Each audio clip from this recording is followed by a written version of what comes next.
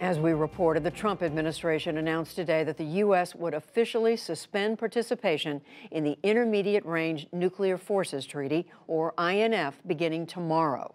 As Nick Schifrin reports, that starts a 6-month window for Russia and the U.S. to either make a last-minute deal or lose a landmark agreement that helped reduce Cold War tensions. For the first time in history, the language of arms control was replaced by arms reduction. It was 1987, and President Reagan and Soviet leader Mikhail Gorbachev laid a cornerstone of nuclear arms reduction, a treaty that eliminated an entire class of U.S. and Soviet missiles. Today, on this vital issue, at least, we have seen what can be accomplished when we pull together. Both sides removed thousands of warheads and destroyed ground-launched missiles with a range of 300 to 3,400 miles. But for the last few years, the U.S. says Russia has developed and deployed this missile on display last week in Moscow that violates the treaty, and Russia refused U.S. requests to destroy it. Today, President Trump said as long as Russia wasn't abiding by the treaty, neither would the U.S. So unless we're going to have something that we all agree to, we can't be put at the disadvantage of going by a treaty, limiting what we do when somebody else doesn't go by that treaty. But the Russians say this American missile defense system in Romania could be modified to launch an offensive missile, and therefore the U.S. is the violator. Today, Russian Deputy Foreign Minister Sergei Ryabkov called the U.S. suspension a mistake.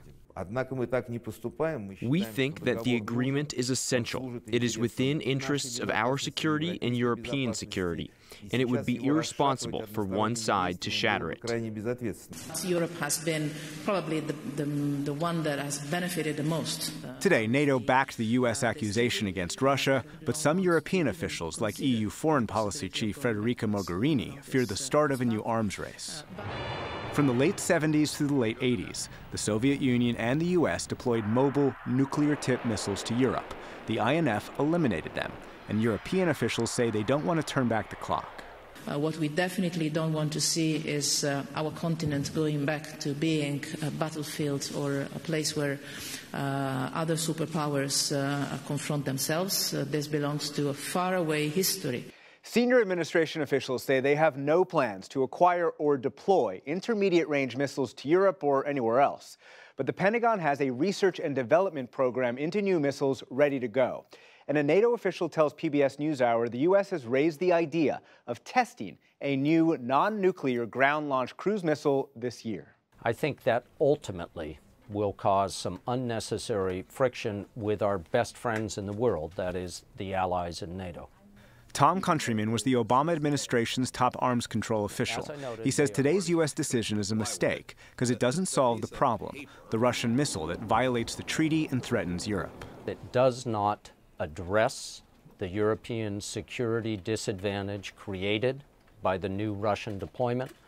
And secondly, because it allows Russia to get out of this treaty that has served U.S. and European interests well, while blaming the United States. But Russia's not the only country that fields intermediate-range missiles. U.S. officials say China and Iran each have more than 1,000 missiles that would violate the INF if they were party to it, raising questions about the future of intermediate missiles and of arms control. The U.S. is currently debating what to do about the New START treaty that limits the number of strategic nuclear weapons. U.S. officials predict a divide between National Security Advisor John Bolton, critical of arms control, and Pentagon officials who favor extending New START.